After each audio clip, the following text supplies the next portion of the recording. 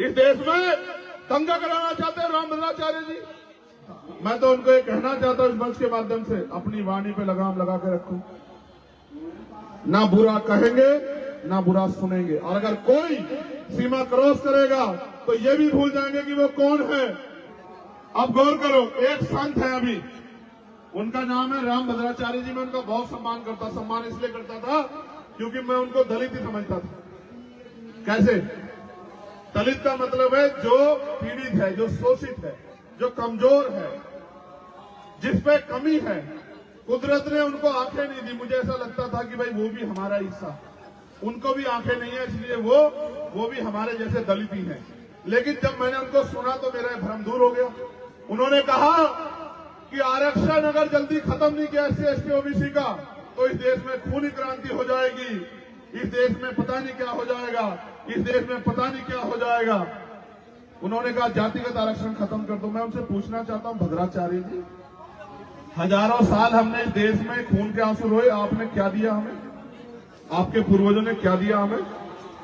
आपने आरक्षण दिया क्या हमें जो छीनना चाहते हो? और आप शांत होकर कहते हो खूनी क्रांति हो जाएगी। किसको डरा रहे हो आप? इस देश का माहौल खराब करना चाहते हो, इस देश में दंगा कराना चाहते हो रामभद्राचार्य जी।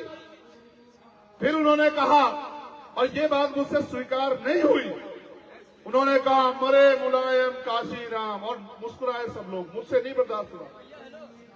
काशी राम साहब, मान्यवर मुलायम सिंह जी भी हमारे नेता रहे, बहुत बड़े नेता थे, लेकिन मान्यवर काशी राम साहब हमारे पिता से कम नहीं है। वो हमारे रहबर है। उन्होंने हमें लड़ना सिखाया, उन्होंने हमें बोलना सिखाया। और अगर कोई मान्यवर काशी राम साहब के खिलाफ एक शब्द भी कहेगा तो ये हम किसी कीमत पे बर्दाश्त नहीं करेंगे। हम किसी के पिता को गलत नहीं कहते। हम भारत के संविधान को मानने वाले सभी धर्मों का सम्मान करते हैं, आर्टिकल 25-26 को समझते हैं। लेकिन अगर कोई हमारे पिता का अपमान करेगा तो हमसे बुरा उसके लिए कोई नहीं होगा। फिर उन्होंने एक भाषण और दिया और उन्होंने कहा, मैं तो खुल के कहूंगा कि चारों वर्णों में जो राम को नहीं भजता वो चारों वर्णों में चमार है। राम को भजने वाला उत्तम और चांद को भजने वाला नीच। उनके कहने का मतलब है कि जो चमार जाती है वो नीच जाती है।